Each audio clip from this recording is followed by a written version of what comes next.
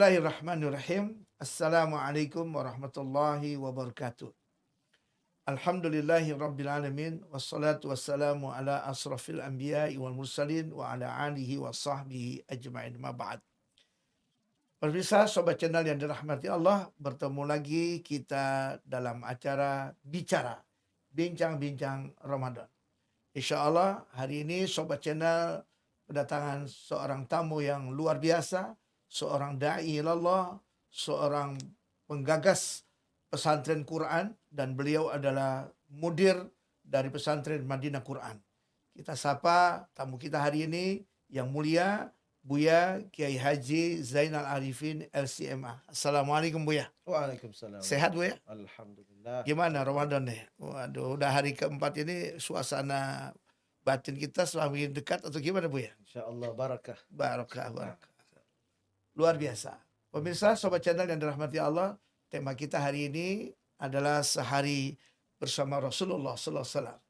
Ini adalah bagian beriman kepada Rasulullah, bagaimana Rasulullah telah ditempatkan oleh Allah Subhanahu wa taala adalah qudwah hasanah. Kita akan lebih banyak lagi mengupas tuntas tentang bagaimana seharusnya kita bersama Rasulullah Sallallahu Alaihi Wasallam. Buya, bagaimana ibadah Ramadan yang berkualitas menurut Buya kalau kita dilihat dari perspektif Rasulullah Sallallahu Alaihi Wasallam? Allahumma shalli wa sallim barik alaih. Bismillahirrahmanirrahim. Alhamdulillah wassalatu wassalamu ala Rasulillah wa ba'd. Yang saya hormati dan saya cintai sahabat saya Kiai Haji Muhammad Tamrin, ta'anallah suri hayati wa ta'ala amin rabbal alamin, dan pemirsa Sobat Channel yang insyaallah dilimpahkan keberkahan oleh Allah Subhanahu wa taala di bulan suci Ramadan yang agung. Ibadah yang berkualitas jawabannya singkat, yaitu ibadah yang paling sesuai dengan tuntunan Rasulullah sallallahu alaihi wasallam. Tidak berkaitan dengan kuantitas atau frekuensi, tidak berkaitan dengan apapun, tetapi ibadah yang berkualitas itu adalah yang paling sesuai dengan Rasulullah sallallahu alaihi wasallam. Artinya, belum tentu yang paling banyak itu yang paling bagus, dan tidak mesti yang paling sedikit itu tidak afdal. Kalau seandainya yang sedikit itu ternyata sangat sesuai dengan tuntunan Rasulullah, maka yang sedikit itu justru yang afdal. Apalagi kalau seandainya ibadah itu dilakukan dengan frekuensi yang tinggi, kemudian kuantitas yang sangat banyak dan sesuai dengan tuntunan Rasulullah, maka itulah ibadah yang sangat berkualitas. Selanjutnya Buya, tadi kan sudah jelas bahwa kalau kita yang sedikit sesuai dengan tuntunan Rasulullah itu yang afdal. Tapi juga kita berharap bahwa frekuensinya, kuantitasnya dan kualitasnya yang begitu dekat dengan Rasulullah itu yang lebih afdal. Nah, gimana caranya Buya supaya jamaah kita ini, umat Rasulullah Sallallahu Alaihi Wasallam ini ketika masuk di bulan Ramadan itu bisa frekuensinya ya mirip-mirip dan sesuai dengan tuntunan Rasulullah, apa yang diharapkan oleh Allah Subhanahu wa taala dalam Al-Qur'annya, supaya la'allakum tattaqun. Tentu ini kan berkaitan dengan bagaimana Rasulullah membangun umat ketika suasana Ramadan. Nah, gimana Buya Ramadan ini keseharian Rasulullah di dalam bulan suci Ramadan? Baik. Berbicara masalah ibadah yang berkualitas dan kaitannya dengan bulan suci Ramadan. Di awal saya ingin sampaikan sebuah hadis dari baginda Nabi Muhammad sallallahu alaihi wasallam, ahabbul a'mali ilallah subhanahu wa ta'ala adwamuhu wa in qalla. Jadi amalan atau ibadah yang paling dicintai oleh Allah Subhanahu wa taala, kata Nabi, adalah amalan yang meskipun sedikit tetapi dilakukan secara terus-menerus.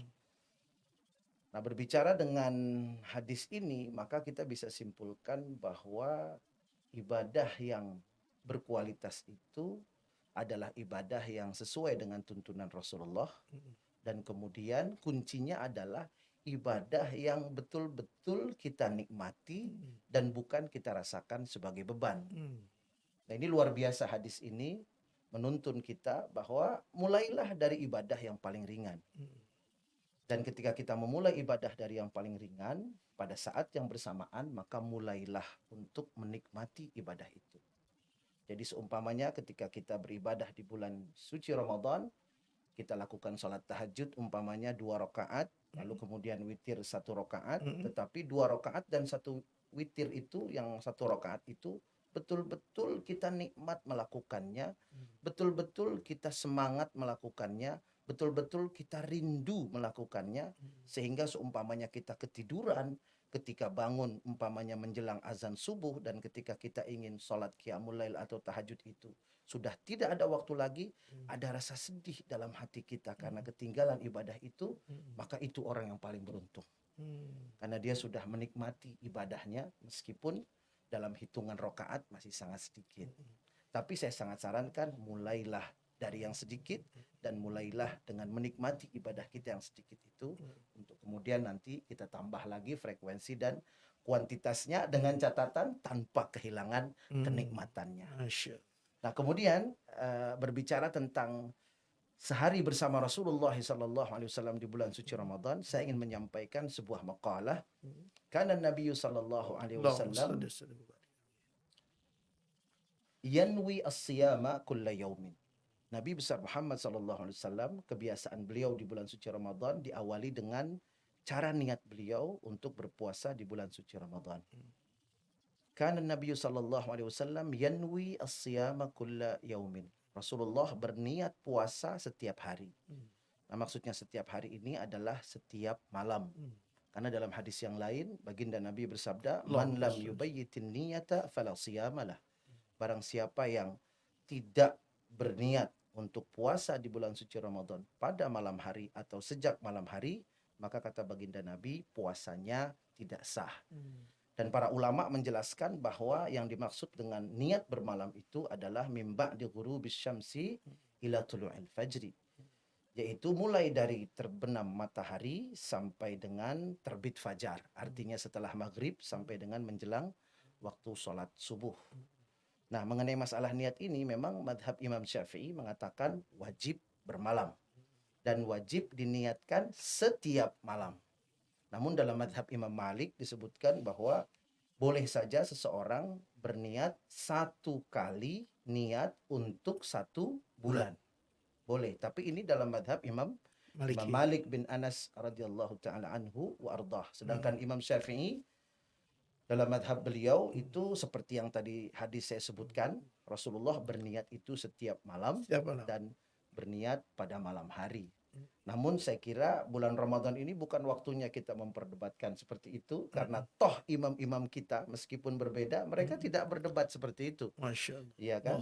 Pokoknya yang mau niat 1 kali dalam 1 bulan, kalau memang madhabnya Imam Malik silahkan.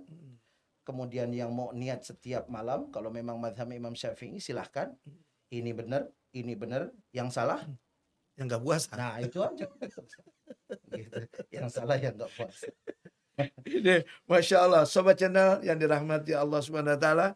Ini luar biasa penjelasan dari Buya Zainal Arifin SMA. Kita akan lebih bertanya lagi, lebih dalam lagi. Buya, ini kan kita bulan suci Ramadan. Nah, akhirnya kan masalahnya adalah takwa. Tadi Buya bilang bahwa kita biasakan dari yang kecil. Nah, yang kecil-kecil itu bisa nggak Buya dijelaskan, dan bagaimana sebenarnya kita dapat perbekalan nih hari ini supaya mencerahkan jamaah dan umat ya, supaya kita bisa berpuasa itu dalam artian dari yang kecil sampai yang besar. Tentu ini berkaitan dengan 2 hal. Yang pertama adalah ada puasa yang sah dan ada yang nilai puasanya atau pahala puasanya batal. Ya. Nah, Buya melihat ini gimana? Baik. Lagi-lagi kita kembali kepada Rasulullah. Ya. Saya sampaikan bahwa mulailah ibadah kita dari yang paling ringan, tetapi dengan kenikmatan yang besar. Untuk kemudian secara bertahap kita tambah kuantitasnya, kita tambah frekuensinya, dengan catatan tanpa mengurangi kenikmatan dalam beribadah itu. Nah, jadi mungkin saya lanjutkan untuk menjelaskan hal-hal kecil yang bisa menambah kualitas puasa Ramadan kita. Contohnya begini, sahur, ya kan? Karena sallallahu alaihi wasallam yatasahharu ma'a ihda zawjatihi wa ahyanan yatasahharu ma'a ba'di ashabihi, wa kana sallallahu alaihi wasallam yatasahharu ala at-tamarat aw akala syai'an qalilan min at-ta'am ma'a syurbil ma'. Jadi baginda Nabi besar Muhammad sallallahu alaihi wasallam ketika sahur ada hal yang sangat menggembirakan saya secara pribadi dan mungkin juga Kiai Tamrin gembira begitu. Dan seluruh sobat channel. Pemirsa juga gembira. Apa? Hmm. Ternyata ada hal kecil yang menambah kenikmatan sahur kita plus menambah pahala. Hmm. Yaitu baginda Nabi kalau sahur Allah, ditemani istrinya. Ah. Jadi bagi para istri, Mm-mm. kalau suaminya sedang sahur, Mm-mm. temani. Mm. Jadi jangan sampai suaminya sahur, istrinya nyuci. Gitu. Jangan sampai suaminya sahur, istrinya tidur. Mm. Nah, hal-hal kecil seperti ini dilakukan oleh baginda Nabi. Mm. Banyak dimensi yang bisa kita lihat. Saya tidak melihat hanya Rasulullah ditemani istri pada saat sahur. Itu satu dimensi yang luar biasa. Ya, saya kira kalau kita makan, minum ditemani istri, itu ada rasa yang berbeda. Nasi sama-sama nasi, tapi kalau ditemani istri, nasi putih rasa kebuli. Allah, Gitu. Allahu Akbar, Allahu Nasi Akbar, Allahu putih rasa kapsah, Akbar. ya kan? Ikan japuh rasa daging onta. Kan begitu. Iya, iya. Karena ngelihat senyum istri, kemudian ngelihat senyum suaminya. Masya Allah, luar biasa. Ini satu dimensi. Dimensi yang kedua, dalam Islam agama itu memprioritaskan keluarga. Qu anfusakum wa ahlikum nara. Kalau nggak mau masuk neraka, jangan sendirian. Ajak keluargamu dan lindungi mereka dari siksa api neraka. Nah, karena itu saya melihat dimensi lain dari kebersamaan Rasulullah bersama istrinya pada saat sahur. Pada saat sahur saja, itu menunjukkan betapa Rasulullah itu manusia paling sibuk. Jadi siapapun orangnya, ketika dia berbicara saya sibuk dan tidak ada waktu untuk istri, orang itu sangat layak malu berhadapan dengan Rasulullah. Dimanapun dia berjumpa. Karena Rasulullah sibuk dan ternyata Rasulullah tetap perhatiannya bukan waktu sisa, dan bahkan tidak pernah waktu sisa diberikan kepada istrinya, selalu waktu yang istimewa. Bahkan pada saat sahur beliau didampingi oleh sang istri. Ini menunjukkan betapa Rasulullah itu memberi contoh bagaimana menjaga keharmonisan keluarga. Siapapun orangnya, dengan skala kesibukan dan intensitas kesibukan setinggi apapun, tetap ada waktu istimewa untuk seorang istri dan keluarga di rumah. Karena mereka adalah amanah dari Allah. Buya, ini agak sedikit dipotong sedikit Ibu ya. Tadi kan Rasulullah itu ditemani oleh istrinya. Nah, ini kan 30 hari Bu ya. Ya puasa itu antara 29 sampai 30 hari ya. Ini gimana? Apakah ketika Rasulullah sahur itu, ketika istrinya haid misalnya, apakah tetap beliau ini apakah tetap beliau ini menemani? Karena begini Bu ya. Banyak para mar'ah, para wanita, para istri itu ketika beliau sahur, ketika beliau berpuasa juga, akhirnya beliau menyiapkan juga dan menemani karena beliau posisinya besok puasa. Tapi ini akan berat nih Bu ya nih.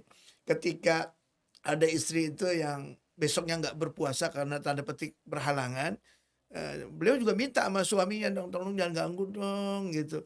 Buat istirahat, kemarin udah nemenin sekarang. Nah, gimana Bu ya ini? Nah, ini gimana Bu ya? Jadi memang ini menarik ya.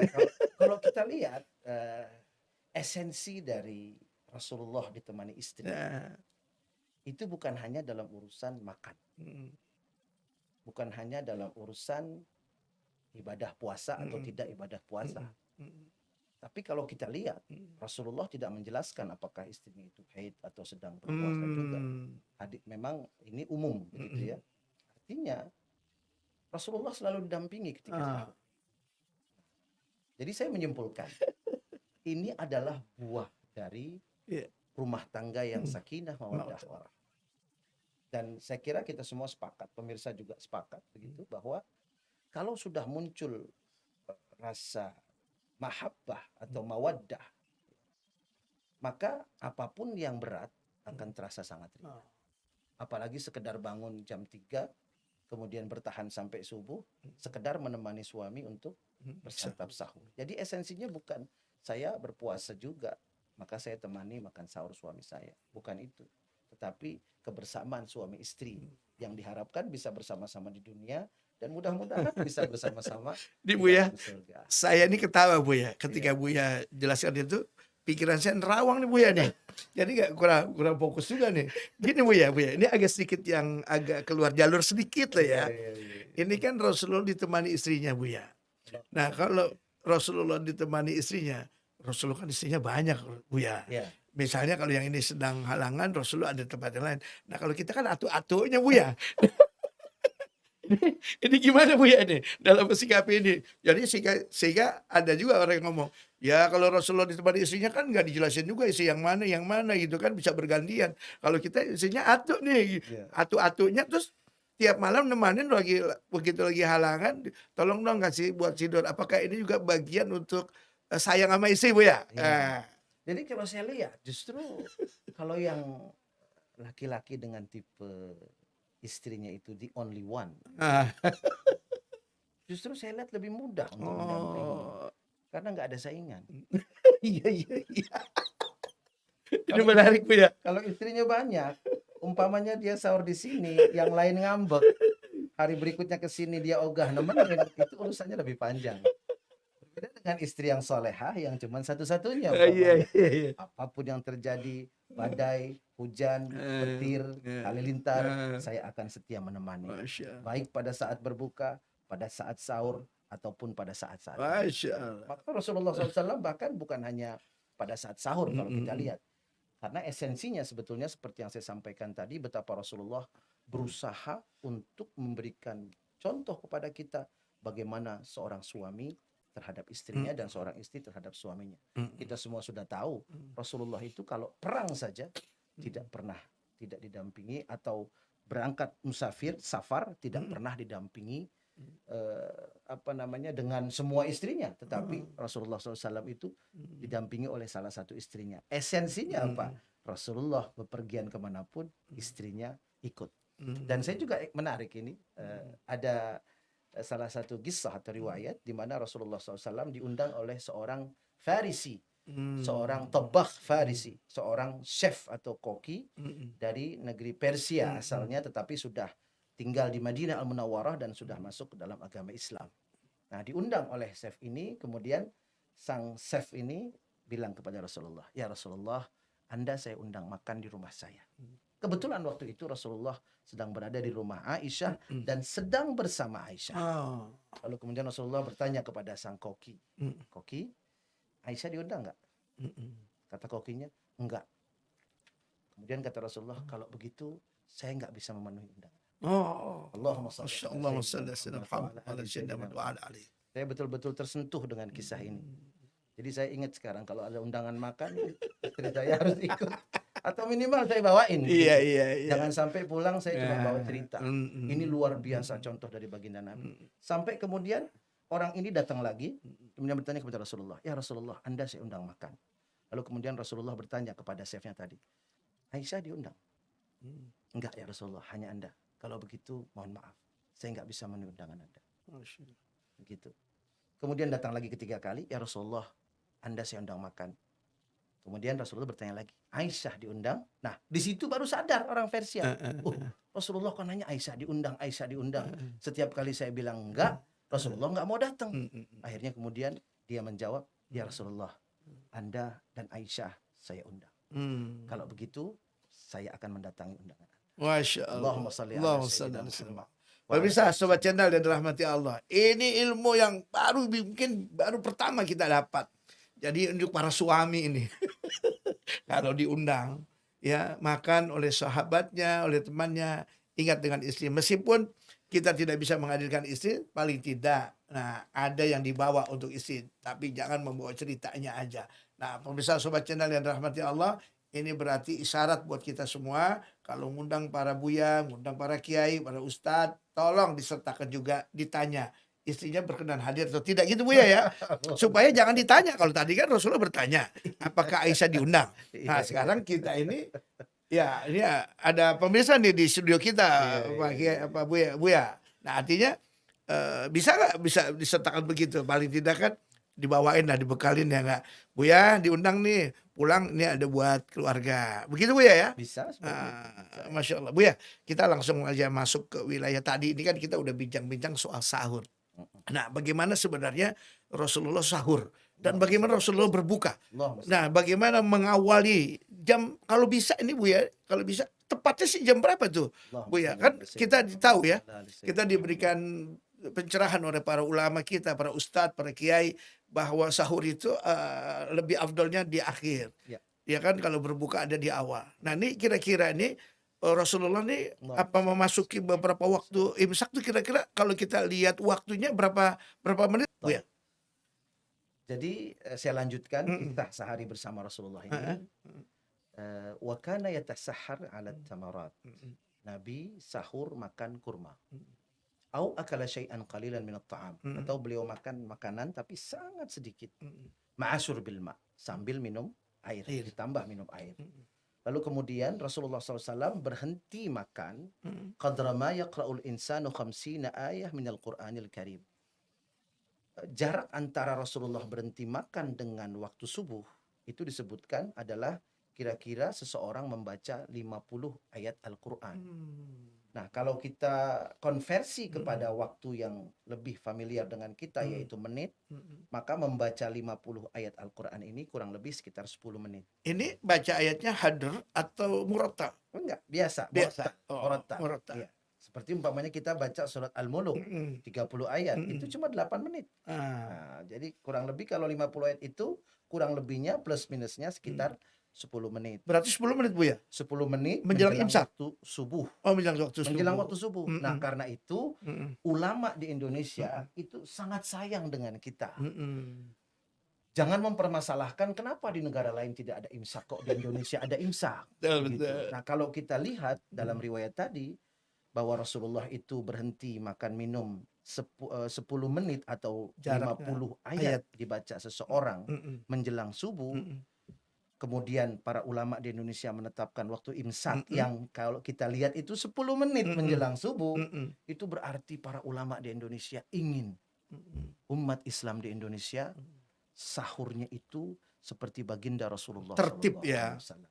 Nah, jadi kalau kita bicara waktu yang afdal untuk sahur, maka yang paling afdal waktu sahur, yang paling dekat dengan waktu subuh, itu adalah 10 menit menjelang sholat subuh atau menjelang azan subuh, sudah selesai makan sahurnya. Bu ya, kalau kita nggak mungkin Bu ya, 8 menit itu Bu ya. Kenapa bisa 10 menit? Nah, ini cara makannya. Tadi saya sampaikan, kana sallallahu alaihi wasallam yuftiru ala tamarat. Nah, ini kuncinya. Kan kita pengen meningkatkan kualitas ibadah. Ya, tadi sudah niat, sekarang sahur. Nah, ini 10 menit menjelang subuh kok bisa begitu. Kalau kita kan makan nasi dulu, belum ngambil opor, belum ngambil sambal terasi, belum ngambil tumis toge, cah kangkung, kerupuk ikan atau kerupuk udang begitu ya. Belum bikin teh, sama kolak sisa buka masih ada, habisin juga kan begitu. Buah. Nah, belum buah, iya kan? Habis buah belum kue cucur belum. Kan begitu. Nah, bagaimana Rasulullah bisa berhenti 10 menit sebelum subuh itu? Karena yatasahhar 'ala tamarat. Beliau kalau sahur hanya makan kurma. Nah, makanya saya ajak saya insya Allah sudah amalkan. Yang di studio, para pemirsa sekalian, kita tingkatkan kualitas sahur kita. Kalau sahur makan kurma aja.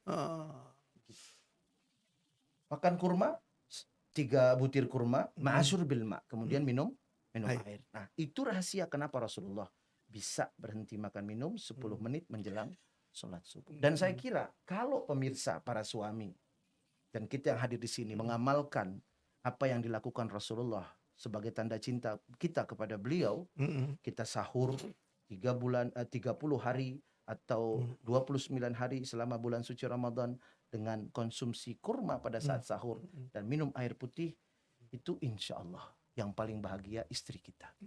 Kenapa? Nggak perlu ngangetin. Betul? Betul. Iya kan? Nyiapinnya nggak repot-repot. Nyiapinnya nggak repot. Kalau suaminya bilang, "Ma, mau sahur," itu kurma. Silakan makan. Kita makan bareng. Masya Allah. Bu ya, berarti ini luar biasa Bu ya. Ini ada korelasinya Bu ya. Pantesan aja istri kita ada para suami yang ada saat ini berbeda kalau Rasulullah ditemani istrinya pemirsa. Karena Rasulullah makannya nggak banyak sehingga istrinya kerjanya nggak lama. Tapi kita ini kan kayak tadi tuh ya, nasi uduk, apalagi opor, apalagi sisa kolak, buah, susu, cucur, apalagi. Ini sehingga di sini kita kalau kalau sahur itu harus bangun jam pukul 3 Nah, atau setengah 3. Jadi betul. ekstra kerjanya Masya Allah panjang nih. Masya Allah. Nah, kira-kira pemirsa bisa nggak ya? Kita bisa sahur makan 3 Kurma. kurma, Masya Allah. 3 buah, 3 biji ya. Ya. 3 buah kurma. Ini bisa nggak ini? Gimana Buya? Bisa pede nggak kita nih? Kan kadang-kadang karena kita sudah dari kecil ya, sahur tuh mesti banyak, teh manis, kolak sisa tadi, sayang, mubazir. Nah, ini gimana Bu ya? Mengawalinya gimana ya? Kiat-kiatnya gimana Bu ya? Saya sendiri sudah melakukan itu sejak lama. Masya Allah. Jadi saya sahur nggak pernah makan nasi. Saya sahur pakai kurma 3 butir dan kemudian minum air putih. Dan ada satu hal lagi yang saya katakan hal-hal kecil, tetapi kalau kita lakukan itu berpahala sangat besar karena mencontoh Rasulullah. Rasulullah kalau makan kurma itu dalam riwayat disebutkan cara mengambil bijinya itu ada sunnahnya. Jadi kalau kita makan kurma, kita ambil satu kurma, satu butir, dan kita makan, kita masukkan ke mulut semuanya. Setelah itu kan bijinya kita ambil. Dikulum ya, Bijinya kan dikeluarin. kita ambil kan. Biasanya kan kita ngambil pakai semua jari begini, kita ambil begitu kan. Kita ambil begitu, taruh begini. Nah, kalau Rasulullah enggak, beliau ngambilnya seperti ini. Ini riwayatnya. Nah, jadi sunnahnya begini. Ngambil biji kurmanya begini. Allahumma shalli ala sayyidina Allahumma shalli. Muhammad wa ala ali sayyidina. Oh, berarti pakai punggung tangan ya? Pakai jari telunjuk, kemudian jari tengah seperti ini. Nah, jadi dibalik tangannya, biji dikeluarkan, dijepit, kemudian ditaruh. Kemudian ditaruh tiga butir. Allahumma shalli ala Allahumma sayyidina shalli Muhammad wa ala ali sayyidina Muhammad. Dan saya sudah mencoba itu sejak lama dan saya tidak menemukan kendala apa-apa. Nah, dan saya rasa begini, mungkin nggak atau sanggup nggak kita sahur dengan 3 butir kurma? Lagi-lagi masalah cinta. Cinta. Apapun bebannya, dengan cinta bukan beban, tapi sebuah kenikmatan. Kalaulah ada seorang suami diminta oleh istrinya untuk mengangkat gunung atau untuk menjinakkan gunung Merapi yang sedang erupsi, Masya Allah. Masya Allah. Berat banget. Tapi demi istri dia akan lakukan. Karena cinta, kan Iya, begitu ya. Nah, karena cinta. Nah, jadi saya ingin sampaikan sebuah riwayat dari Sayyidina Anas bin Malik radhiyallahu taala anhu warḍah dalam kitab Asy-Syama'il Al-Muhammadiyah karya Imam Tirmidzi. Dan kitab ini sangat saya rekomendasikan untuk dibaca oleh kita dan para pemirsa. Karena dalam kitab Asy-Syama'il Al-Muhammadiyah karya Imam Tirmidzi ini ada 400 hadis Rasulullah dengan sanad yang sudah dipilih yang menceritakan secara detail bagaimana keseharian hidup baginda Nabi.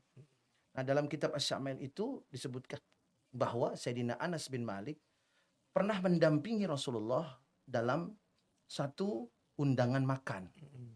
Jadi kali ini Rasulullah memang diundang makan, kemudian Sayyidah Aisyah atau istri yang lain berhalangan, tapi Rasulullah tetap minta ada yang nemeni. Dan yang nemeninya ini orang yang terdekat, yaitu Anas bin Malik.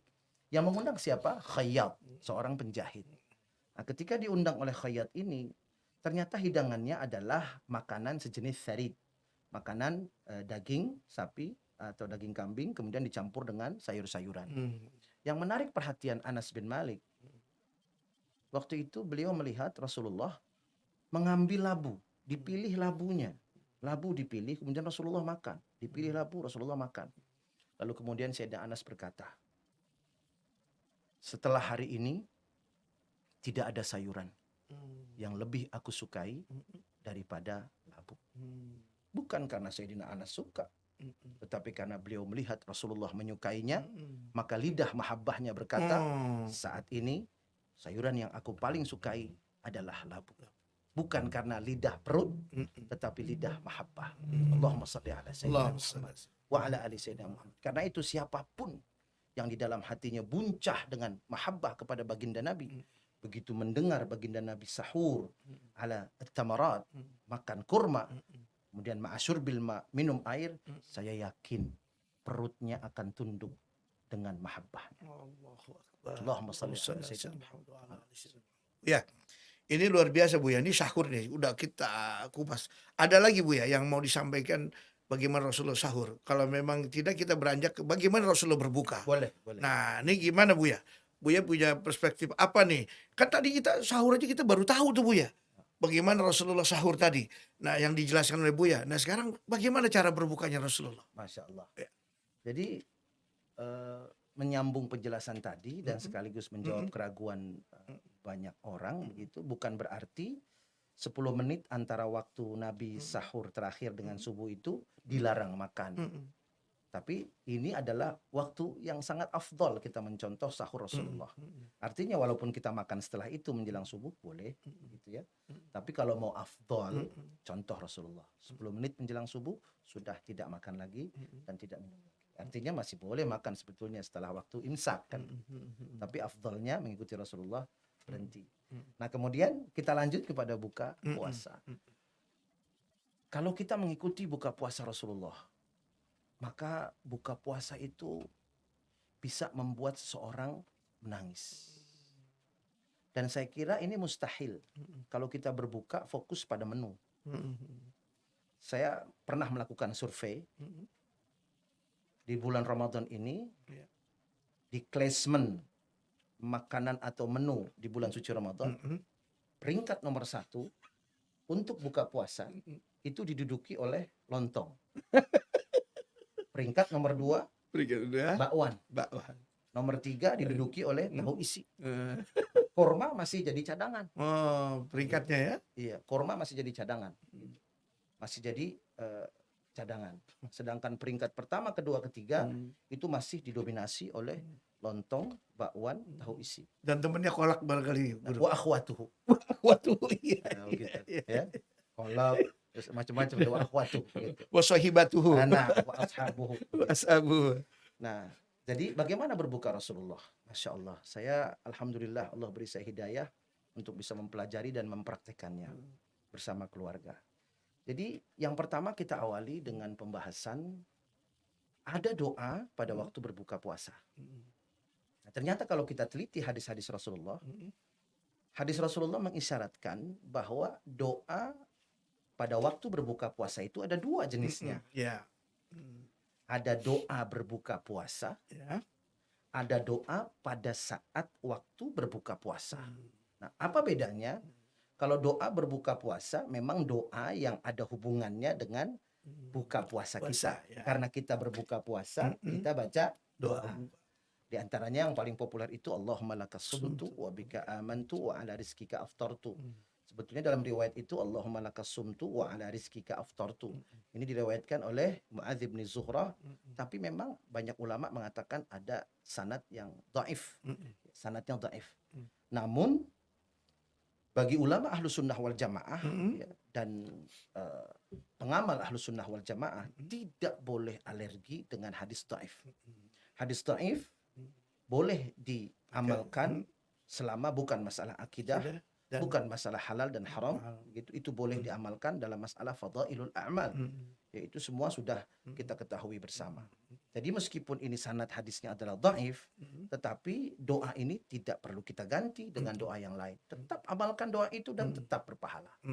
Lalu kemudian ada doa yang lain yaitu dhahabaz zama' wabtallatil 'uruq wa thabatal ajru insyaallah. Nah, ini diriwayatkan oleh sahabat Abdullah bin Umar radhiyallahu taala anhu warda dengan sanad yang sahih. Dengan sanad yang sahih. Nah, mana yang benar? Dua-duanya boleh diamalkan. Bahkan kalau saya gabungkan semuanya supaya lebih lengkap lagi doa berbuka puasa. Nah, ini untuk doa buka puasa. Nah, permasalahannya adalah apakah doa buka puasa ini dibaca setelah makan atau sebelum makan. Nah, hal ini kan kecil gitu ya. Tapi kalau kita lihat, kalau umpamanya kita baca doa ini sebelum makan. Jadi setelah azan, Allahu Akbar, la ilaha illallah, kemudian langsung kita baca Allahumma lakas sumtu. Sekarang kita akan buktikan korelasinya, apakah cocok atau tidak. Ketika seseorang setelah azan langsung baca Allahumma lakas sumtu, ya Allah, bagimu aku telah berbuka. Kita lihat semua doa ini menggunakan sighat fi'il madhi. Fi'il madhi itu yadullu ala husuli syai'in fi zamanil madhi. Kata kerja bentuk lampau. Jadi ya Allah, bagimu aku telah berpuasa. Di titik ini cocok. Subuh tadi kita puasa sampai maghrib kita cocok. Masih relevan. Masih relevan. Kemudian wabika amantu, dan denganmu, kepadamu aku telah beriman. Relevan. Masih kita relevan. sudah beriman. Cocok. Nah, kemudian sambil berdoa, khusyuk wa ala rizkika aftartu. Ya Allah, atas sebuah rezeki yang Engkau berikan kepadaku, aku telah berbuka puasa. Nah, ini jadi pertanyaan. setelah berbuka puasa. Kapan makan? Kapan makannya, kapan minumnya. Nah, apalagi dilanjutkan dengan doa berikutnya. Mm-mm. Ya Allah, dhahabaz zama. Ya Allah, hausku telah hilang. Kapan minumnya? Kan begitu. Ya. Wabtallatil uruqu, telah basah seluruh kerongkongan. Basah. Wa thabatal ajru insyaallah. Nah, kalau ini cocok dan pahala telah ditetapkan insyaallah. Nah, jadi kalau kita lihat arti dari doa buka puasa ini, maka ada hal yang tidak cocok kalau dibacanya sebelum makan dan minum. Ya. Dan kemudian ini dari segi makna. Nah, apakah ada pendukungnya? Kita buka kitab Fathul Mu'in. Dalam kitab Fathul Mu'in di situ dijelaskan ya bahwa doa itu dibacanya setelah. Jadi Fathul Mu'in, kemudian ada I'anatul Talibin dan ada Hasyiah I'anatul Talibin. Di situ jelas disebutkan bahwa yuqra'u ba'dahu ay ba'da al-fitri la indahu wala qablah. Doa buka puasa itu dibaca setelah berbuka, bukan pada saat atau sebelum berbuka. Nah, Pak Kiai, saya kemarin baca doanya sebelum makan. Terus gimana puasa saya? Nggak ada hubungan dengan puasa. Puasanya tetap sah. Mau baca sebelum makan, mau baca setelah makan, mau nggak baca doa sama sekali. Semuanya sah kok. Yang salah? Yang mana? Tidak puasa. Nah, itu aja udah. Jadi yang salah yang nggak puasa. Tapi kalau kita sudah tahu bahwa afdolnya, sekali lagi afdolnya, membaca doa buka puasa itu setelah makan dan minum, maka inilah yang kita pilih.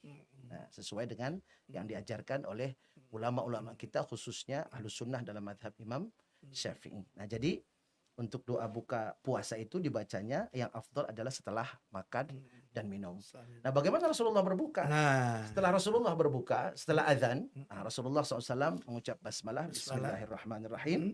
Dan kemudian seperti hadis yang diriwayatkan oleh Sayyidina Anas bin Malik dan Sayyidatuna Aisyah radhiyallahu taala anha wardaha, kana Rasulullah sallallahu alaihi wasallam yuftiru 'ala rutabat. Fa in lam takun rutabat fatamarat, fa in lam takun tamarat hasawatin min ma'. Rasulullah SAW kalau buka puasa itu biasanya beliau memprioritaskan makan kurma rutab. Nah, ini yang ingin kualitas buka puasanya itu meningkat, cari kurma rutab. Ya, kurma rutab. Susah Buya nyarinya di mana rutab itu. Gampang. Cuman uangnya aja yang harus dipikirkan begitu. Kalau barangnya gampang, uangnya aja begitu. Karena memang harganya lebih tinggi. Tapi masalah mahabbah sekali lagi. Masalah cinta, ya, insya Allah gitu. Tapi kan di sini ada opsi. Fa in lam takun rutabat fatamarat. Kalau Nabi prioritasnya paling suka buka rutab. Nah, kemudian kalau nggak ada rutab, alhamdulillah kemudian Rasulullah kasih opsinya tamr. Nah, tamr itu kurma yang biasa kita kenal di pasar-pasar, begitu. Jadi kalau rutab nggak ada, jangan paksakan tamr.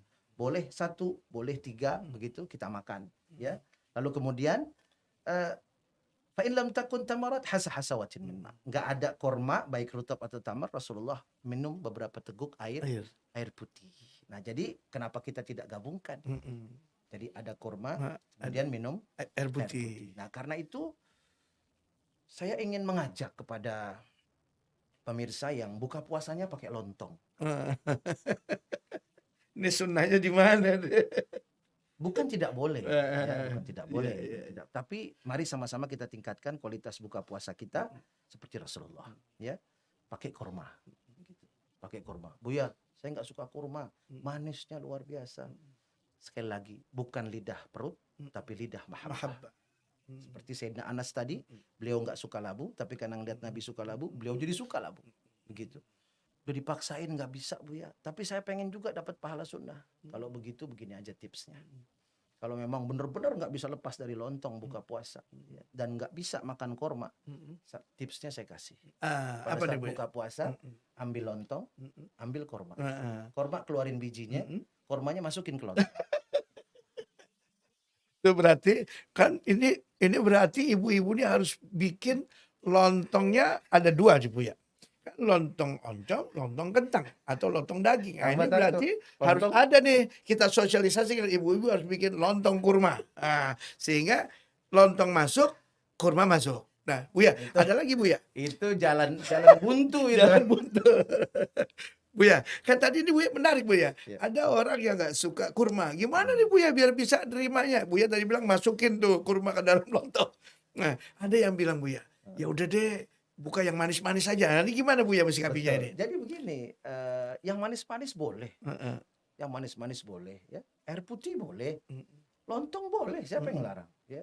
Saya juga suka lontong kan gitu, Bang, nggak bisa lepas dari daun pisang kita kan. Mhm. Nah, kemudian gorengan juga boleh, tapi saya bicara Mhm. buka puasa yang berkualitas. Nah, ini masalah. Mhm. Buka puasa yang kualitasnya paling Tinggi. tinggi. Bukan sekedar buka puasa, tapi buka puasa yang berkualitas, yang sesuai atau sama atau mencontoh Rasulullah SAW. Jadi makan kurma, kemudian minum air putih. Dan saya kira dengan mahabbah nggak ada lagi istilah saya nggak suka kurma.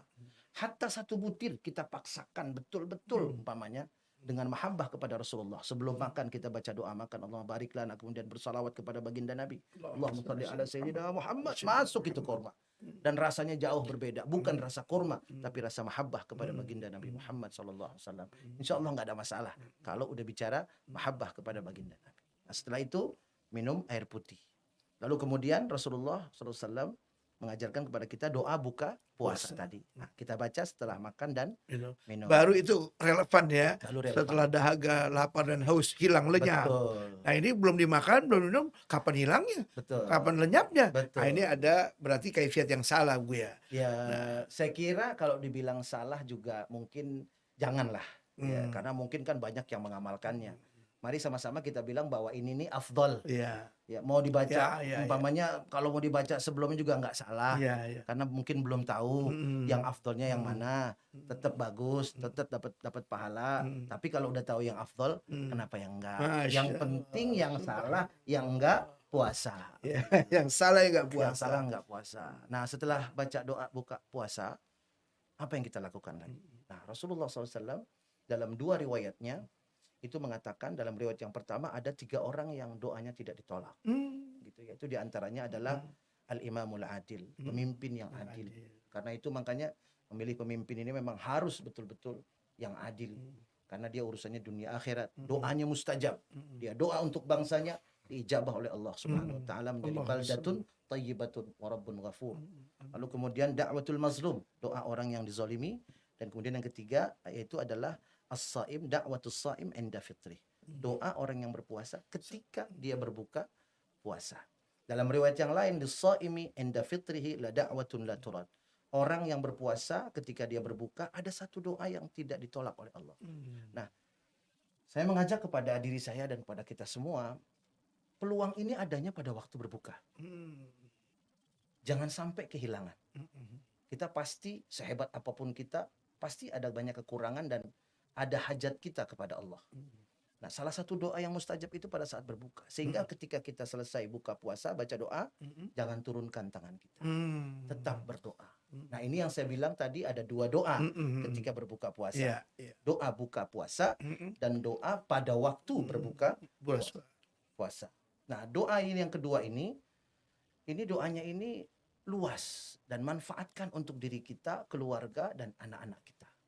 Ketika kita umpamanya berdoa, Bismillahirrahmanirrahim. Ya Allah, Kau telah beri hamba berbagai nikmat ya Allah. Kau beri hamba sampai saat ini umur yang berkah, badan sehat. Semua kecukupan hamba ya Allah terasa nikmat.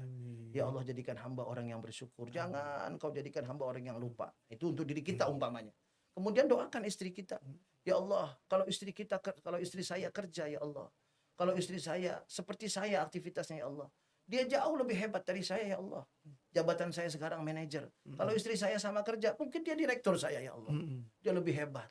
Dia lebih cerdas. Dia lebih gesit dan lain sebagainya. Tapi ya Allah, dia tinggalkan ambisi pribadinya. Dia tinggalkan keinginan-keinginan pribadinya. Dia layani hamba ya Allah. Dia senangkan hamba ya Allah. Dia tentramkan hamba ya Allah. Hamba tidak bisa membalas itu ya Allah. Bahagiakan dia dunia akhirat. Masya Allah. Itu pada saat berbuka. Pada saat berbuka puasa. Lalu kemudian kita doakan anak-anak kita. Ya kan? Ya Allah, anak-anak hamba ya Allah, dimanapun mereka bekerja, dimanapun mereka berada, jadikan orang-orang yang soleh dan soleha, yang bisa menjadi pembela hamba ketika hamba Engkau hisab di hadapanmu kelak ya Allah. Terus berdoa. Hadirin, seperti itu kita berbuka puasa. Kita tidak ingat lagi apa rasa makanan. Tidak penting bagi kita apa menunya, karena yang penting adalah mahabbah pada baginda Nabi Muhammad SAW. Dan bisa terjadi bisa terjadi pada saat kita berbuka puasa. Pada momen kita bisa dipalingkan oleh dunia, justru ketika kita dibina oleh Allah untuk berpaling dari dunia melalui puasa, justru pada saat berbuka puasa itu potensi besar kita ditarik lagi oleh dunia dengan fokus pada makanan-makanan. Nah, jamaah rahimakumullah, dengan cara seperti tadi itu, maka kita ini insya Allah akan betul-betul merasakan kenikmatan. Bisa menangis pada saat berbuka puasa, itu akan menjadi buka puasa terindah dalam hidup kita. Karena mencontoh Rasulullah SAW. Allahumma salli wa sallim Allahumma shalli wa wa barik alaihi wa ala.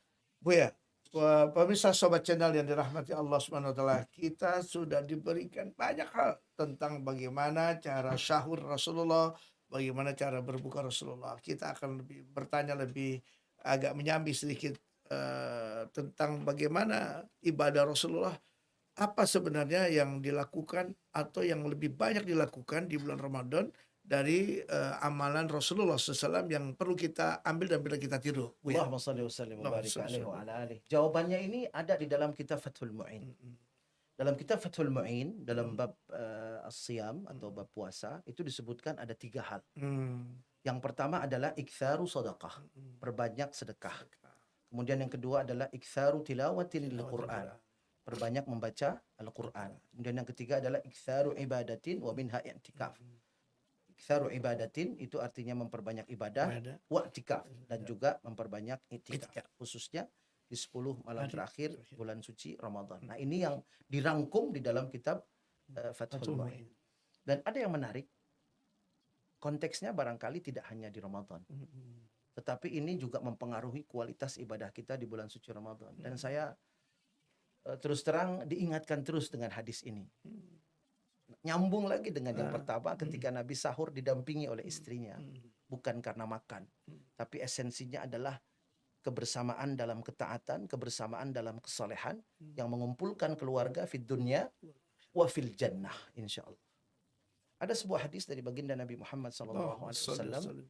Baginda Nabi bersabda, diriwayatkan oleh Abu Hurairah radhiyallahu taala anhu wa ardhah. Rasulullah bilang begini, rahimallahu rajulan qama minal laili fa shalla wa ayqaza imra'atahu fa in abad nadaha fi wajhiha al-ma wa rahimallahu imra'atan qamat minal laili fa shallat wa ayqazat zawjaha fa in aba nadahat fi wajhihi al-ma. Allahumma salli ala sayyidina Muhammad wa ala ali sayyidina Muhammad. Ini hadis luar biasa untuk keluarga ini, Masya Allah. Makanya alhamdulillah bersyukur kita ini beragama Islam. Jadi keluarga itu bukan sekedar formalitas, tapi justru kenikmatan kita hidup di dunia itu ada di keluarga. Kata baginda Nabi begini, Allah merahmati seorang suami ketika dia bangun malam. Tapi jangan diputus di situ. Suami bangun malam ini banyak agendanya, kan begitu. Ya. Ada yang bangun malam Pipis. terus itu tidur lagi. Apalagi zaman musim-musim Piala Dunia, ya kan? Bangun sih bangun malam. Tapi karena lihat bola, Piala Dunia. Itu enggak. Qama minal laili, bangun pada malam hari, fasalla, salat. Bangun malam, salat. Artinya tahajud. Ini syarat pertama suami yang dirahmati Allah. Kemudian apakah tahajud itu yang membuat rahmat Allah turun? Ternyata mengundang rahmat Allah itu harus ada syarat berikutnya. Allahumma salli ala sayyidina Muhammad. Wa ayqazam ra'atahu, dan dia bangunkan istrinya. Allahumma salli ala sayyidina wa ala ali sayyidina Muhammad. Di situ saya ditegur. Istri saya minta baju, saya beliin. Istri saya minta sepatu, saya beliin. Istri saya minta yang lain, kalau ada rezeki saya beliin. Tapi ternyata itu belum cukup. Rahmat Allah turun ketika kita concern dengan amal-amal istri kita. Kita sholat, istri tidur. Ayqaza imra'atahu. Dia bangunin. Sayang, bangun sayang. Begitu manggilnya ya? Itu baru pertama kali, baru pertama. nikahnya. Oh gitu. Oh, udah lama? Udah lama. Bangun. Bangun. Nyalo. Ya, bangun. Bangun gitu. Sayang, bangun sayang. Nah, ayqaza imra'atahu. Dibangunkan istrinya. Dan luar biasanya lagi ini berikutnya. Fa in abad. Ternyata istrinya yang dibangunkan tuh nggak mau bangun. Susah. nggak mau bangun. Mm-mm. Kenapa sih dibangunin? Kamu kan enak tinggal makan, aku kan capek masak. Mm-mm. Kamu kan enak tinggal make, aku Mm-mm. kan yang nyuci gosok, gitu ya. Mm-mm. Nah, fa in abad, kalau dia menolak bangun, nadhaha fi wajhiha alma. Seorang suami yang dirahmati Allah, saking perhatiannya dan dia pengen istrinya itu qiyamul lail bersama dia, diambil air, kemudian dicipratkan ke wajahnya. Nah, ini jangan sampai salah, jangan diambil air saja. Tapi nadhaha bimakna rasya khafifan. Cipratin. Rasya khafifan kalau bahasa Arabnya itu. Artinya dicipratin ringan. Bukan ambil air digayung, Disiram. disemor. Itu bukan menurunkan rahmat, Iya. menurunkan laknat. Iya, Kan laknat, begitu. iya. Tapi yang menurunkan rahmat diambil Iya. air dicipratin. Bangun sayang, bangun. Nah, begitu. Nah, kemudian di sini ada dimensi lain. Pentingnya suami istri itu taklim. Sebab kalau suami istri taklim, ketika dicipratin itu muka istrinya oleh suami, kemudian istrinya bangun, kenapa sih Pak aku dicipratin mukanya? Emang kamu nggak ngaji? Emang kamu lupa? Kan kata Nabi, suami yang dirahmati. Oh iya, saya ingat. Masya Allah, saya makin sayang sama abang. Tuh. Ya kan? Alhamdulillah. Alhamdulillah. Yuk kita tahajud bareng-bareng. Allahumma sholli ala. Kalau sebaliknya gimana Bu ya? Kalau satu nggak ngaji, itu runyam urusannya. Suami ngaji, istrinya minta baju dibeliin, sepatu dibeliin, begitu nggak ngaji didiemin, sholatnya nggak diperhatiin, kan begitu. Itu udah nggak turun rahmat Allah. Nah, akibatnya apa? Ketika dia amalin, bukannya seneng malah marah-marah, kan gitu ya. Nah, sebaliknya juga, warahimallahu ra'atan, istri yang dirahmati Allah, sama. Bangun malam, sholat, dia bangunin suaminya. Cipratin juga Bu ya. Ketika di suaminya itu menolak bangun, istrinya cipratin wajah suaminya dengan cipratan yang ringan dan penuh kasih sayang. Jangan marah. Kalau sambil kesel, rahmat nggak jadi turun. Tapi kalau dengan mahabbah, dengan sayang, ya insya Allah rahmat turun. Nah ini kan kelihatan. Kalau seandainya suaminya taklim juga, begitu dicipratin itu sama istrinya, bangun suaminya. Kenapa sih Mak dibangunin? Bahkan capek betul kemarin ini kesini meeting sono sini ada ini cari nafkah buat keluarga. Saya kan bangunin kamu supaya qiyamul lail. Bangun dong. Oh, kamu ngamalin hadis Rasulullah ya? Iya sayang. Masya Allah Ma. Nanti besok pagi jam 10 Mama ada acara apa? Nggak ada Pak, kosong. Nah kalau gitu kita ke pasar. Ya, beli baju, beli korma. Biasanya istri kalau yang diminta bukan kurma Bu ya, pokoknya baju Bu ya. Korma dan baju. Iya, kurma dan baju Bu ya. Pemirsa sobat yang dirahmati Allah Subhanahu Wa Taala, ini Bu ya ada, ini guyonan Bu ya. Iya. Gimana kalau istri atau suami udah cipratan 3 kali? Ada yang bilang udah guyur aja. Itu gimana Bu ya? Nggak jadi turun rahmat. Nggak turun Iya, rahmat. nggak jadi karena intinya bukan bangunnya. Intinya bukan apa, tapi intinya adalah perhatian seorang suami, perhatian seorang istri kepada suami atau istrinya untuk sama-sama beribadah kepada Allah. Masya Allah. Pemirsa, sobat channel yang dirahmati Allah, kita sudah membahas dari mukaddimah perjalanan tausiah kita ini sampai di akhir penghujung acara ini, dari mulai bekal Ramadan sampai dari bagaimana tata cara Rasulullah berbuka dan bagaimana tata cara Rasulullah syahur dan apa saja amalan yang dilakukan oleh Rasulullah di bulan suci Ramadan, di bulan puasa. Dan kita masuk di akhir segmen kita, Bu ya, gimana Rasulullah ini itikafnya. Nah, ini kan kita perlu ada itikaf nih Bu ya. Dan gimana caranya kalau kita bagi Ramadan itu kan 10 hari pertama rahmat, 10 hari kedua maghfirah, 10 hari ketiga itqam minan nar. Dan ternyata bentrok sama mudik Bu ya. Nah, ini gimana Bu ya? Kira-kira Rasulullah itikaf, dan bagaimana apabila ketika Rasulullah sudah wafat, apakah keluarganya, istrinya melanjutkan itikafnya sebagai sesuatu yang sudah didawamkan oleh Rasulullah? Bu ya, pandangnya gimana? Yang pertama, itikaf itu hukumnya sunnah di luar Ramadan. Dan di bulan suci Ramadan, wabil khusus fil ashril awakhir bin Ramadan, di 10 malam terakhir bulan suci Ramadan, hukumnya sunnah muakkadah, naik peringkatnya untuk itikaf di 10 hari terakhir bulan suci Ramadan. Nah kemudian bagaimana cara Rasulullah SAW itikaf? Dari beberapa riwayat dalam Sahih Bukhari umpamanya disebutkan bahwa Rasulullah itu memulai itikaf masuk ke masjid ba'da salatus subh. Kemudian dalam riwayat lain qabla ghurubis syams, sebelum maghrib. Nah, kemudian para ulama lebih memilih riwayat yang lebih kuat, yaitu riwayat bahwa Rasulullah masuk iktikafnya memulainya itu sebelum terbenam matahari pada malam 21 Ramadan. Jadi sebelum maghrib beliau masuk ke masjid. Lalu bagaimana dengan hadis atau riwayat yang sahih, riwayat Imam Bukhari bahwa Rasulullah itu masuk setelah sholat subuh. Nah, para ulama mengatakan bahwa yang dimaksud pada sholat subuh ini adalah Rasulullah menyendiri. Jadi Rasulullah masuk itikafnya itu sebelum maghrib, itikaf masih bersama-sama sahabatnya. Begitu selesai sholat subuh, Rasulullah mencari tempat untuk menyendiri. Nah, seperti itu. Nah, jadi jumhur ulama mengatakan bahwa yang lebih kuat pendapatnya adalah bahwa Rasulullah memulai itikafnya sebelum terbenam matahari. Kemudian beliau baru pulang ke rumah itu pada malam takbiran. Pada malam takbiran tanggal 1 Syawal beliau baru pulang, dan bahkan para ulama mengatakan yang afdolnya lagi itu adalah tidak pulang pada malam takbiran, salat Idul Fitri, baru setelah itu pulang ke rumah. Gitu. Ini baginda Nabi Muhammad SAW. Rasulullah itu 9 kali berjumpa dengan bulan suci Ramadan seumur hidup beliau, dan beliau tidak pernah meninggalkan iktikaf di 10 malam terakhir di bulan suci Ramadan. Bahkan di tahun terakhir beliau wafat, beliau tambah iktikafnya menjadi 20 hari. Oleh karena itu Imam Az-Zuhri, seorang pakar hadis, mengatakan ajaban li amril muslimin. Saya sangat heran kepada orang-orang Islam ini. Kenapa mereka tinggalkan apa yang selalu dilakukan oleh Rasulullah sallallahu alaihi wasallam. Banyak sekali umat Islam saat ini yang meninggalkan 10 malam terakhir di bulan suci Ramadan untuk beriktikaf. Dengan berbagai alasan, dengan seperti apa tadi? Mudik, Pulang kampung, kemudian ada pekerjaan, malah pindah ke mall, dinas, gitu ya. Nah, sebetulnya kalau kita lihat dari batas minimum iktikaf, itu memang ada perbedaan pendapat di antara mazhab.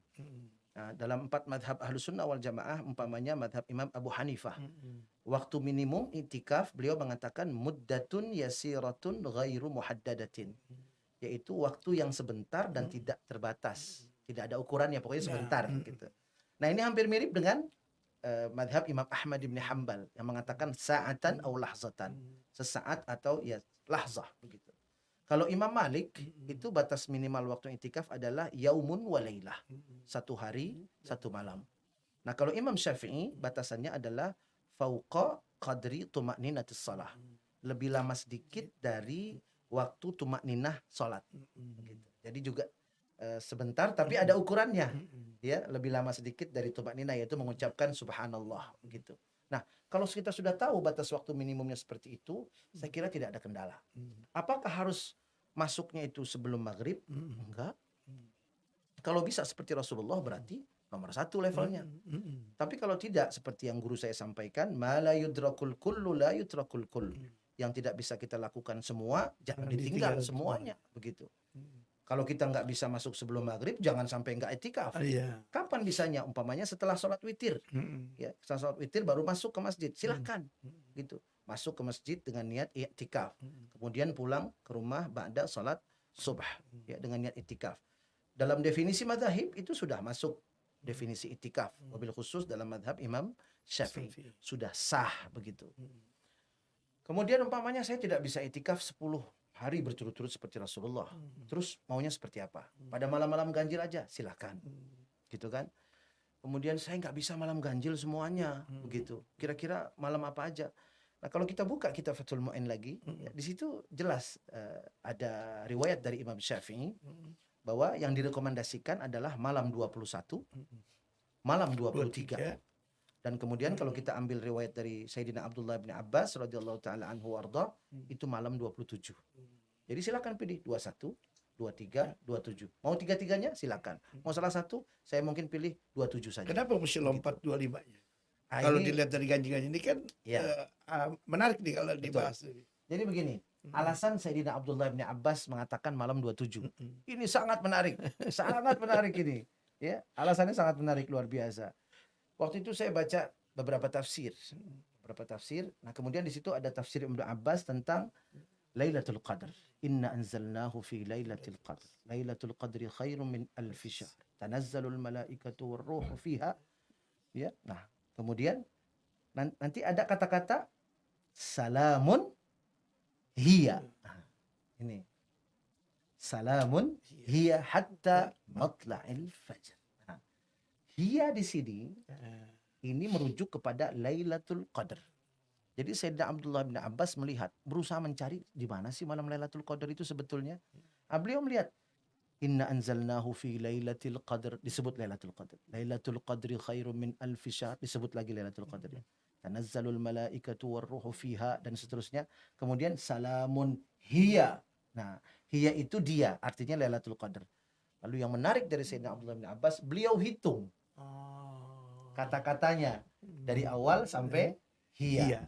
Ternyata beliau menemukan bahwa hiya yang merujuk kepada Lailatul Qadar dalam surat Al-Qadr itu adalah kata ke-27. Berarti kita konsentrasinya apa boleh nggak Bu ya? Karena pendapat yang lebih sahih tadi ya, barangkali ya, di 21, 23, 25, 27. 21 yang nggak datang, 23 nggak datang, 27 aja nih yang lebih baik nih kira-kira nih kalau dilihat dari pemandingan. Bu ya gimana nih? Sebetulnya begini, kalau lebih bagus 10 malam terakhir semuanya. Turun lagi malam-malam Jangan ganjil. dipilah-pilah ya. Nah, begitu. Turun lagi malam-malam ganjil. Jadi sesuaikan dengan levelnya. Tapi seperti yang saya sampaikan, ma la yudrakul kul, la yutrakul kul. Yang nggak bisa dilakukan semua, jangan ditinggalkan semua. Saya nggak bisa 10 malam berturut-turut. Dan saya nggak bisa 10 malam ganjil. Ya udah, saya malam 21, 23, dan malam 27. Saya nggak bisa juga nih 3 harinya. Ya udah, saya malam 27. Tentu pakai niat kan Bu ya. Kalau kita itikaf itu, nah Bu ya, gimana nih?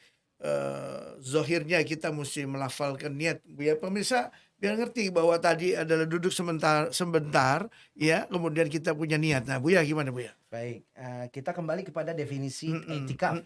Definisi itikaf dalam madzhab. Kalau kita lihat definisi itikaf dalam 4 madhab Ahlus Sunnah wal Jamaah, Imam Malik, Imam Hanafi, Imam Syafi'i, Imam Hambali, itu ada kesamaan. Nah, diantaranya niat. Niat ini ada kesamaan. Nah, kita ambil contohnya umpamanya definisi itikaf dalam madhab Imam Syafi'i disebutkan al-i'tikafu huwa al-lubthu fil masjidi min syakhsin makhsusin biniyatin. Al-lubthu fil masjid, berdiam diri di masjid, min syakhsin maksus, dari orang tertentu, karena nggak semua orang boleh itikaf, biniyatin, dengan niat.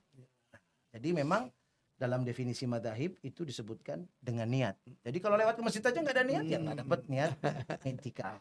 Kemudian talaful, mengucapkan itu kembali hukumnya sunnah. Gitu. Boleh dilafalkan, boleh tidak. Bagaimana Bu ya? Lafal yang baik itu gimana supaya pemirsa sobat channel yang rahmati Allah SWT mengerti nih? Baik. Lafal niat iktikaf itu sebetulnya tidak ada yang terbaik karena memang tidak ada riwayat yang sahih dari baginda Nabi Muhammad SAW. Jadi yang diajarkan oleh guru-guru kita itu nawaitu sunnatal i'tikafi fi hadzal masjidi lillahi ta'ala. Nawaitu sunnatal i'tikafi fi hadzal masjid lillahi ta'ala. Mau diganti pakai bahasa Indonesia? Boleh. Saya niat sunnah i'tikaf di masjid ini karena Allah Ta'ala. Nah, karena i'tikaf ini hukumnya sunnah, jadi niatnya pun sangat fleksibel. Berbeda dengan amal-amal yang fardu. Nah, kalau amal yang fardu, dalam niatnya itu ada aturan. Aturan minimum sahnya seseorang berniat ketika mengamalkan sesuatu yang fardu. Contohnya sholat. Begitu. Jadi, 3 yang minimal pada saat niat yang fardu itu, yaitu adalah al-fi'lu. Al-fi'lu. Nah, makanya kalau kita sholat, diajarkan sama guru-guru kita, usolli. Itu namanya al-fi'lu, pekerjaannya, perbuatannya apa nih? Usolli, saya sholat, gitu kan? Kemudian al-hukmu, hukumnya harus disebut fardha. Nah, begitu. Usolli fardha. Kemudian yang ketiga at-ta'yin, jenis ibadah fardunya. Usolli fardha as-subhi. Ini minimal 3. Jadi kalau kita niat 3 ini saja sah. Ditambah lagi yang lain sempurna, begitu. Tapi kalau kita niat sholat subuh, usolli fardhu subhi, nggak pakai rakaat ini, nggak pakai mustaqbil qiblati, sudah sah. Tapi kalau fardhu subhi rakaat ini, nah ada yang kurang, gitu. Ada yang kurang. Apa yang kurang? Al-fi'lunya, perbuatannya. Jadi makanya kalau yang fardu harus ada perbuatan disebutkan, ada hukum disebutkan, dan ada jenis perbuatan. Wallahu a'lam bishawab. Wallahu a'lam bishawab. Buya, ini agak di akhir perbincangan kita Ya. tentang bincang-bincang seputar Ramadan. Ini kan tadi menarik dari itikaf ditarik ke sholat. Dari itikaf yang niatnya itu sunnah, cuman kalau buat yang fardu harus dilafalkan. Buya, ini begini Buya. Ketika ini yang terakhir Buya ya, nggak apa-apa sedikit melipir ya. Misalnya imam niatnya adalah tentu dengan imam. Kemudian yang makmum adalah dengan makmuman imaman. Nah, ketika imam ini batal, nah makmum kan akan menggantikan. Ya. Bagaimana dengan niat awalnya? Apakah dia harus diulang di batin atau gimana Bu ya? Nah, ini kan nggak perlu, Iya. langsung menggantikan saja. Iya, langsung. Jadi sebetulnya yang wajib niat pada sholat jamaah itu adalah awalnya makmum. makmum. Kalau imam nggak wajib imaman. Nggak wajib ya. Nggak wajib. Tapi kalau makmuman, nah itu wajib supaya ada sholat jamaah. Nah kalau imam nggak ada jamaahnya, gimana mau jamaah kan begitu, ya kan? Nah makanya yang makmuman itu yang wajib. Nah jadi ketika dia maju menjadi imam, dia nggak wajib jemput dia sebagai imam. Karena memang niat imam itu tidak wajib. Yang wajib adalah makmumnya, menyatakan al-ittisal fi shalah bainal imam wal makmum. Nah tadi juga pada saat amal sholat fardu bukan wajib diucapkan. Talaffuznya itu tetap sunnah. Usolli fardhu subhi tetap sunnah. Cuma komponennya itu harus 3. Tadi ya. Walaupun di dalam hati. Jadi dalam hati misalkan usolli fardhu subhi. Cukup. Kalau dilafalkan dapat pahala sunnah. Jadi yang wajibnya memang komponennya, bukan yang talaffuznya. Pemirsa, sobat channel yang dirahmati Allah Subhanahu wa taala, sampailah kita pada khatimah obrolan kita pada kali ini dengan Buya Zainal Arifin LCMA. Luar biasa. Kita tunggu segmen yang lain atau kupasan tentang tausiah ini di waktu-waktu lain. Buya, apa kesimpulan kita Buya yang mau disampaikan nih di bulan suci Ramadan nih, di hari keempat ini, disampaikan kepada jamaah? Apa kira-kira yang pesan Buya? Bismillahirrahmanirrahim. Yang ingin saya sampaikan sebetulnya bukan hanya ke pemirsa, tapi ke diri saya pribadi. Bahwa bulan suci Ramadan ini adalah waktu kita untuk introspeksi diri, untuk muhasabah. Yang pertama, sudah sejauh mana ibadah kita sesuai dengan tuntunan baginda Nabi Muhammad Sallallahu Alaihi Wasallam. Jangan sampai justru pada saat di bulan Ramadan ibadah-ibadah kita tetap seperti tahun-tahun sebelumnya, tidak sama atau tidak sesuai tuntunan baginda Nabi Muhammad Sallallahu Alaihi Wasallam. Hanya melihat, hanya mengikuti. Nah, karena itu perlunya di 11 bulan yang akan datang itu ada motivasi yang besar untuk bergabung dengan sahabat-sahabat surga di majlis-majlis ta'lim. Karena inti dari puasa di bulan suci Ramadan atau ibadah di bulan suci Ramadan, kalau kita lihat ayatnya, itu la'allakum tattaqun. Kemudian pada ayat berikutnya 185, la'allakum tashkurun. Takwa dan syukur itu tempatnya di hati. Jadi ibadah Ramadan ini intinya adalah pengendalian diri. Seseorang berhasil ibadah di bulan suci Ramadannya kalau dia lebih bisa mengendalikan dirinya. Mengendalikan diri itu bukan hanya emosi, tapi juga ambisi. Tapi juga niat-niatnya. Nah, ini harus bisa lebih dikendalikan lagi. Seorang suami yang ibadah Ramadannya makbul, dia pasti lebih sabar setelah puasa untuk seterusnya. Seorang istri juga pasti lebih sabar. Seorang yang ibadahnya diterima, niat-niatnya juga pasti lillahi ta'ala begitu dalam ibadahnya, dan kemudian ikhlas, dan kemudian jujur kepada Allah.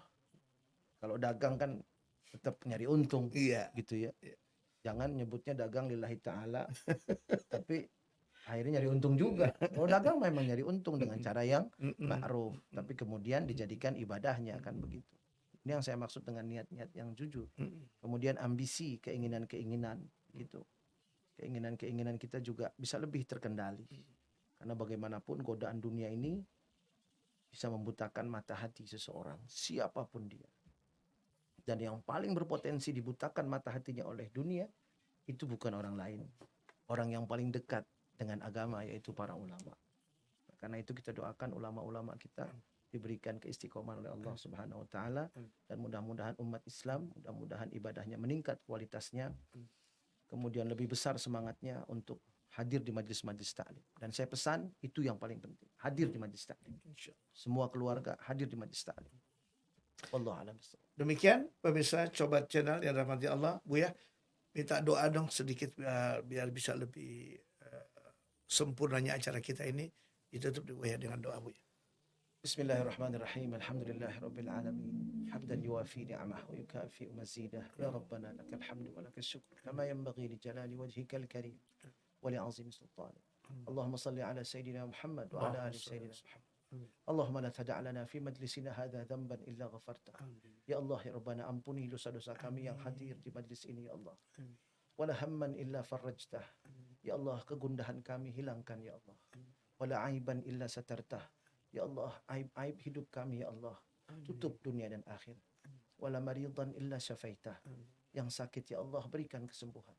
Wala dainan illa qadaitah. Yang masih berhutang, mampukan untuk melunasi hutang-hutangnya. Wala hajatan min hawaijid dunya wal akhirah illa qadaitaha wa yassartaha, ya Allah rabbal alamin. Yang memiliki rencana, mudahkan urusannya untuk kemaslahatannya dunia dan akhirat.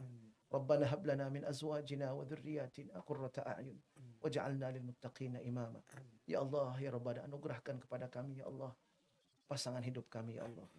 Anak-anak keturunan kami, ya Allah. Jadikan istri kami, ya Allah. Jadikan anak-anak keturunan kami, ya Allah, penyejuk mata kami, ya Allah.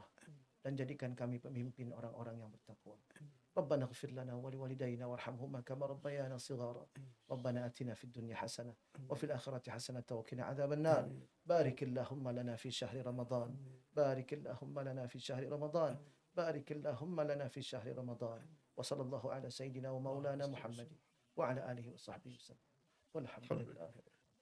Pemirsa Sobat Channel yang dirahmati Allah, demikian bincang-bincang kita tentang bincang-bincang Ramadan. Mudah-mudahan kita bisa bertemu kembali di segmen lainnya. Sobat Sohib Bang Tamrin, menjaga ulama, berkhidmat untuk umat. Demikian, kupas-kupas buah manggis, puas gak puas, waktunya habis. Upin pergi sekolah, maafin kalau Tamrin ada salah. Pak Topik main ke tengah sawah, Pak Karsum naik ke atas batu. Wabillahi taufiq wal hidayah. Assalamualaikum warahmatullahi wabarakatuh.